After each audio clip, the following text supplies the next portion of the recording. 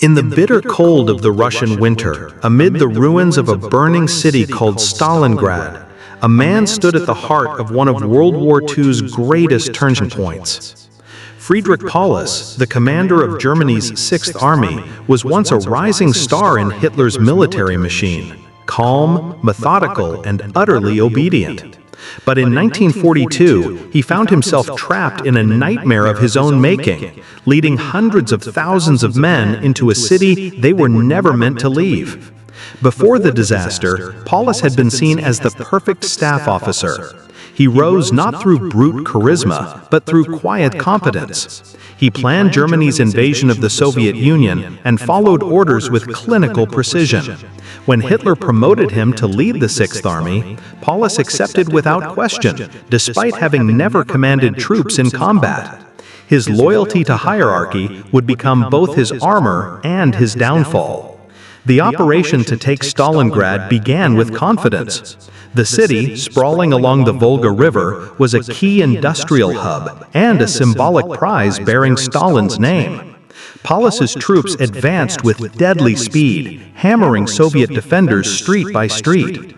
But Stalingrad was not just another city, it was a trap, a graveyard of overconfidence. As summer turned to autumn and then to the icy grip of winter, the tides began to turn. Soviet reinforcements poured in from the east, encircling the Sixth Army in a massive pincer movement. Operation Uranus, a brilliant stroke of Soviet strategy, cut off Paulus's supply lines. Suddenly, 300,000 German troops were trapped, freezing and starving in a city they could no longer conquer. Paulus radioed Berlin again and again, begging to retreat, to break out, to be allowed to save his men. But Hitler, in his delusion, commanded him to stand fast. "The Sixth Army will fight to the last bullet," the Führer declared. And Paulus, bound by his training and obedience, followed orders, even as his men began to die in the thousands. The cold was merciless. Temperatures plunged below -30 degrees. Ammunition ran dry. Horses were eaten, and makeshift hospitals overflowed with frostbitten and wounded men. Yet Paulus still held the line, caught between the insanity of Nazi ideology and the reality of certain defeat. His decision to obey, rather than to act, became a deadly chain that dragged the Sixth Army deeper into doom. By January 1943, the end was inevitable. The Soviets crushed the outer pockets, tightened the noose, and stormed German positions. Paulus, now promoted to Field Marshal, a rank no German had ever surrendered with, was expected by Hitler to kill himself rather than give in. But Paulus did the unthinkable. He surrendered. His surrender shocked Berlin. Hitler called it treachery. Nazi propaganda tried to erase Paulus from memory. But for the world, it marked the first colossal defeat of Hitler's war machine. For the Soviets, it was a symbol of hope, proof that the Nazi tide could be turned. In captivity, Paulus cooperated with the Soviets. He testified at Nuremberg, denounced Nazism, and lived the rest of his life in exile in East Germany. Some called him a traitor, others a tragic figure. Was he a coward who obeyed too long, or a man finally awakened by the horror he helped create? The story of Friedrich Paulus is not just about military defeat. It is about the consequences of obedience without question, of intellect without will, of war without humanity.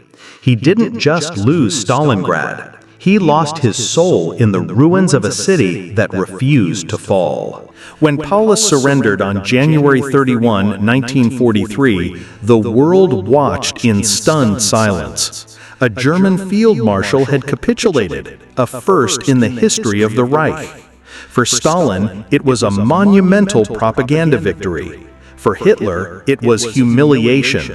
And for Paulus, it was the beginning of a strange new life, one lived not as a prisoner of war, but as a symbol, a man torn between two collapsing worlds.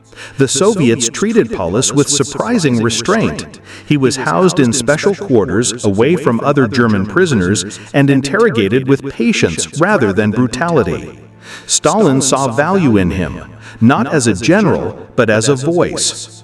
Over time, Soviet officials persuaded Paulus to speak out against Hitler, against Nazism, and against the war he had once loyally served.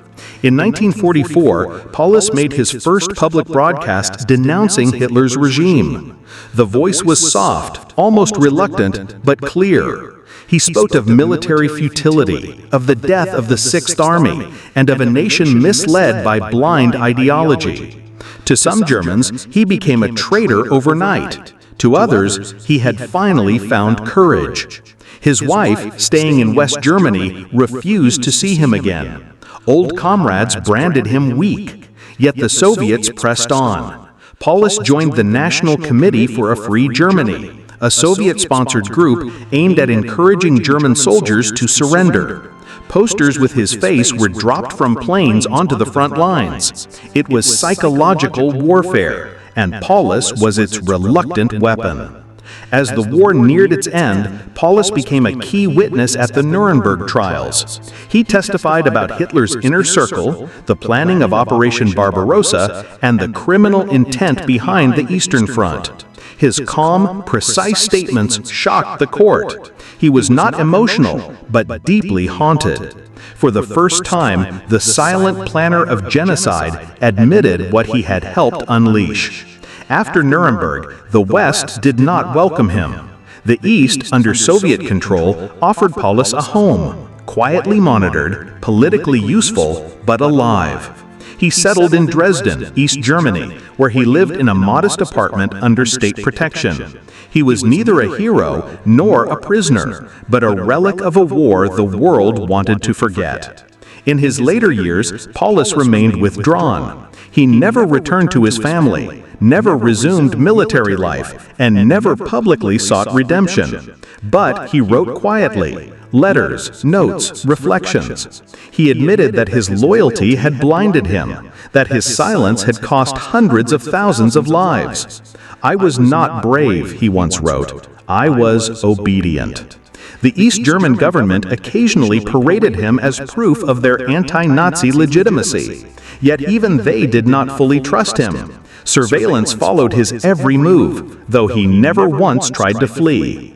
Paulus had accepted his fate, not with peace, but with resignation. He carried the ghosts of Stalingrad like a weight on his shoulders. In 1957, Friedrich Paulus died quietly in Dresden. There were no national ceremonies, no military salutes. Only a handful of former comrades and Soviet officials attended. The world barely noticed his passing. But for historians, it marked the end of a man who had stood at the pivot of history and chose not to move. Today, Friedrich Paulus remains a haunting contradiction. A man of intellect without boldness, a general who never led from the front, a loyal soldier who obeyed until it broke him.